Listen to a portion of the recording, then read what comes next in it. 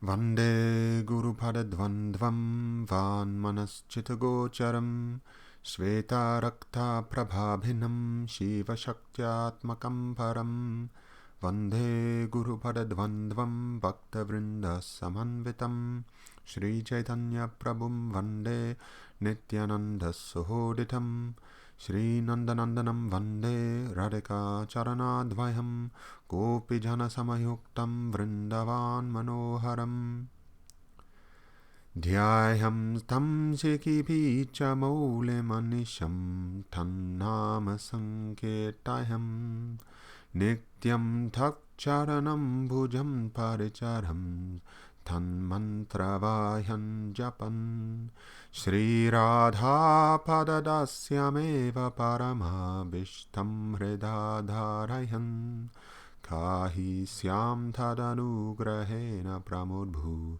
Tanuragotsavaha. Hare Krishna. Bhagavad Gita class, text 259. Vishaya vinivatante niraharasya dehinaha rasabhajam rasopyasya param drishtva nivatate. The embodied soul may be restricted from sense enjoyment, though the taste for sense objects remains, but ceasing such engagements by experiencing a higher taste, he is fixed in consciousness. Purport by His Divine Grace Srila A.C. Bhaktivedanta Swami Prabhupada. Unless one is transcendentally situated, it is not possible to cease from sense enjoyment. The process of restriction from sense enjoyment by rules and regulations is something like restricting a diseased person from certain types of eatables. The patient, however, neither likes such restrictions nor loses his taste for eatables. Similarly, sense restriction by some spiritual process like Ashtanga Yoga in the matter of Yama, Niyama, Asana, Pranayama, Pratyahara, Dharana, Dhyan, etc. is recommended for less intelligent persons who have no better knowledge. But one who has tasted the beauty of the Supreme Lord Krishna in the course of his advancement in Krishna consciousness no longer has a taste for dead material things. Therefore, restrictions are there for the less intelligent neophytes in the spiritual advancement of life, but such restrictions are only good until one actually has a taste for Krishna consciousness. When one is actually Krishna conscious, he automatically loses his taste for pale things. The embodied soul may be restricted from sense enjoyment, though the taste for sense objects remains. But, ceasing such engagements by experiencing a higher taste, he is fixed in consciousness. So this kind of talks of the difference between Vaidhi sadhana and Raganuga sadhana, the path of rules, regulations, the Vaidhi path motivated by fear of scriptural injunctions and logical arguments, and the Raganuga path where one becomes an anugata, and they follow a particular resident of Vrindavan, of the spiritual world, who has rag, and hankering for that same mood of sweet, loving mellows. So Prabhupada here is sort of hinting towards the Raganuga side, one who has tasted the beauty of the Supreme Lord Krishna. So there's probably been many talks given on, well, there certainly has been many talks given on this verse before. I don't know whether I can say anything very original, but I'll try and weave it into some other shlokas, because certainly the misconception that Raganuga sadhana bhakti or Raganuga sadhana bhaktas don't follow any rules or regulations is a misconception. It's not true. As far as a reasonable, balanced detachment in the course of gradual process of ascending to deeper and deeper levels of absorption and commitment, the Raganuga Sadhana Bhakta does follow all the rules of Vaidhi Bhakti as well. And we see this instruction, this shiksha given in many places to give up sense objects. And in this verse is stressing that there is no loss or diminution from doing so. It's not like you grit your teeth and give everything up and have nothing in return. It's this process of the more you become positively attached to serving Krishna, then naturally the taste for sense objects drops away. By ceasing such engagements, by experiencing a higher taste, he is fixed in consciousness. So we can measure our process by how much time we're spending practicing devotional service and how much time we're spending satisfying our senses or doing other frivolous activities. In the Srimad Bhagavatam, 2nd Canto 1, Chapter 2, as we've referred to that chapter quite a lot, is something which it's a chapter that's very good ABC advice. We covered the Savai Pumsam Parodamo verse in a previous video, and we also touched upon the Kamasya Nendriya Pritiya verse, which I can review both of them now. Savai Pumsam Parodamo Yato Bhaktir Dhokshaje Ahaituki Apratihata Jayatma Suprasidati. The occupational... hang on, that's the wrong one. The supreme occupation, dharma, for all humanity is that by which men can attain to loving devotional service unto the transcendent Lord. Such devotional service must be unmotivated and uninterrupted to completely satisfy the self. And then, Kamasya Nendriya Prite Labho Jivete Yavata Jivasya Tattva Jignasa Nato Yasche Hakamabhi. Life's desires should never be directed towards sense gratification. One should desire only a healthy life or self-preservation, since a human being is meant for inquiry about the absolute truth. Nothing else should be the goal of one's works. So this is the one-pointedness which Krishna talks about in the 2nd chapter of the Bhagavad Gita. He says that those who are on this path are resolute and their aim is one. The intelligence of those who are irresolute is many-branched. So he's saying that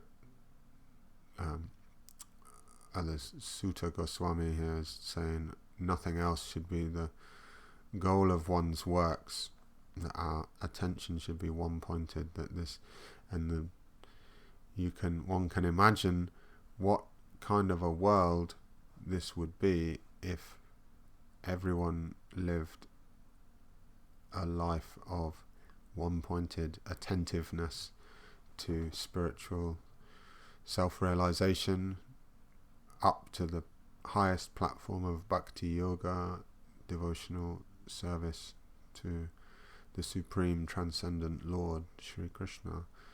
There would be the problem. Many of the problems which we face would disappear, as one of Prabhupada's motivating factors was to change the world. But there's all, and he certainly did, and there's a great emphasis in these preaching movements of preaching and trying to change the world externally, which is very laudable. But Prabhupada's mission also entailed the esoteric side of Chaitanya Mahaprabhu's mission, which is the internal bhajan, self meditation that we should all do. We should all become bhajananandis, and there may be some balance. People try and balance some preaching and some bhajan, but certainly that bhajan should be there. Preaching without one's own internal practice is not going to be effective. There's another point of shiksha given by Prabodhananda Saraswati in Vrindavan Mahimamrita in the third Jataka, verse 1. I don't have the Sanskrit for this, but we can read the English. Gradually, one by one, give up all activities that obstruct love for Sri Sri Radhakrishna from growing in your heart. Always and everywhere meditate in your heart on the truth of Sri Sri Radhakrishna. With eyes of love, always see all moving and stationary living entities as parts and parcels of Sri Sri Radhakrishna. Any other way of seeing should disappear into non-existence.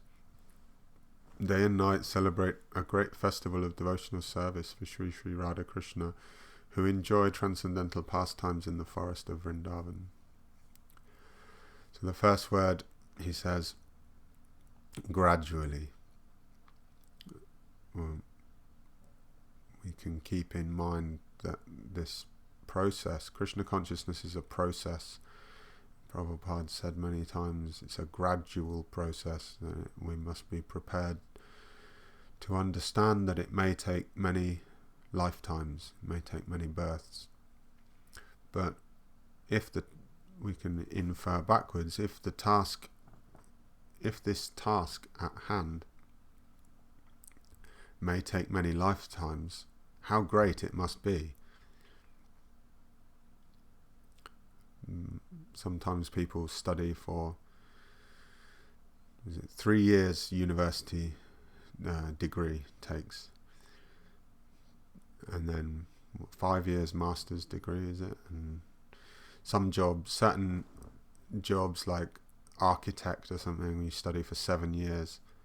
Well, this is nothing in comparison to studying Krishna consciousness, practice of Krishna consciousness. You enroll. We all should remain students for the whole lifetime. Never give up learning, practicing with all humility. That very important verse, Trinadapi Sunichena Taro Eva Sahishnuna Amanina Manadena Kirtaniya Sadahari. Kirtaniya Sadahari. That's basically what Prabodhananda Saraswati is saying here as well, that in so much he's saying Kirtaniya Sadahari is saying always chanting the Harinam. Here Prabodhananda Saraswati is saying Smaraniya, Smaran Sada Hari, saying always remember, always meditate in your heart on the truth of Sri Sri Radhakrishna, because that's the focal point of Raganuga Sadhana Bhakti. There's Smaran, is remembering, and to go back to the original Bhagavad Gita, Vishaya Vinivatante, Param Drishtva Nivatate, that by experiencing a higher taste is echoed in this point of Prabodhananda Saraswati saying, day and night celebrate a great festival of devotional service for Sri Sri Radhakrishna, who enjoy transcendental pastimes in the forest of Vrindavan. So he's saying that celebrate a great festival of devotional service. And this month is Purushottam Mas, so it's a month-long, super intense celebration of a great festival of devotional service. Naturally, devotees are celebrating this great festival all the time, but it's not really the purpose of this class to glorify Purushottam month, although we can think of it, we can glorify it in such a way as to think of it as a month of Ekadashis. When they say that, a month of Sundays is a Western saying. This is a month of Ekadashis. Similar. I don't really have all the details of Purushottam month, other than it's the king of all months. It's a time we can really absorb, go deep into practicing in this favourite of months of Sri Krishna's. So it's this point of celebrate, and that comes with the higher taste, when we get in the higher taste. Then the other point of this gradual process, and it may take lifetimes, we may get a little bit down and think, oh, so many lifetimes. But there's that story of, I forget the name, one of Chaitanya Mahaprabhu's disciples who committed some offence, and Chaitanya Mahaprabhu said, you will not meet Radha Krishna for millions of births. And he started jumping with joy, and they said, why are you jumping with joy? We're just giving you bad news. And he said, oh, it may take millions of lifetimes, but it means one day I will get there. And that's the attitude that we can have. And the other good news is talked about by Krishna himself in this 6th chapter of Bhagavad Gita, 6:44. Purvabhyasena tenaiva hriyate hiyavaso pisa jignaso apiyogasya shabda brahma tivatate. By virtue of the divine consciousness of his previous life, he automatically becomes attracted to the yogic principles, even without seeking them. Such an inquisitive transcendentalist stands always above the ritualistic principles of the scriptures. So, if we're not successful in this life, in our next life, Krishna himself is promising that we will automatically become attracted to the yoga principles by virtue of the divine consciousness of his previous life. So the type and level of Krishna consciousness that we're practicing in this life, as we meditate on that, we regain in the next life, even without seeking them, he says. This is Krishna consciousness, to understand that behind the veil of material consciousness, material life, the outlook that the materialists have, they say they don't have the awareness that there is a great intelligence behind everything, and that is the Supreme Person. As Krishna is the Supreme Person. It's a difference in consciousness. Prabhupada said that, like, we want to be Krishna conscious, we have to be first conscious, and it's almost like he's saying those who aren't Krishna conscious are not conscious at all, because they're reducing everything to matter. The scientists, and he said, they can search for millions of years, but they will not find the spirit soul. It is transcendental. And then in the next verse, Krishna says, and when the yogi engages himself with sincere endeavour in making further progress, being washed of all contaminations, then ultimately achieving perfection after many, many births of practice, he attains the supreme goal. So Krishna again is giving help, saying that it may take many births, but that supreme goal is there, is available. But aside from this point of gradual process in many, many births, There is so much available to us now, here and now. It's there for the taking. Day and night celebrate a great festival of devotional service for Sri Sri Radha Krishna, who enjoy transcendental pastimes in the forest of Vrindavan. So this again is classifying the type of param drishtva by experiencing the far superior things. There's a point made many times of perfect, most perfect, more perfect, and most perfect. And anything connected, it's been said to me by Sri Guru, anything connected with Krishna is transcendental. It becomes transcendental. So Krishna in Dwaraka is perfect. We're not going to deny that. But Krishna in Mathura is more perfect, and Krishna in Vrindavan is most perfect. So this should be our param drishti, our vision of Krishna in Vrindavan. Why?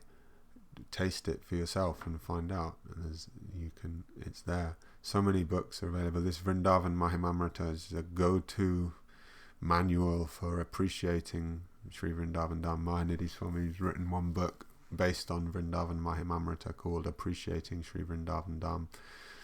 And obviously the best way to appreciate Vrindavan is to go there and live there. But as it's said in Prem Bhakti Chandrika by Narottam Das Thakur, there's that verse, maybe I can find it. If one's unable to live there physically, then he should live there mentally. Let me see if I can find it.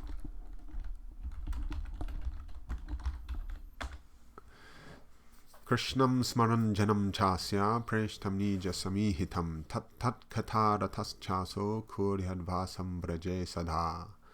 The devotee should always think of Krishna within himself, and one should choose a very dear devotee who is a servitor of Krishna in Vrindavan. One should constantly engage in topics about that servitor and his loving relationship to Krishna, and one should live in Vrindavan. However, if one is physically unable to go to Vrindavan, he should mentally live there.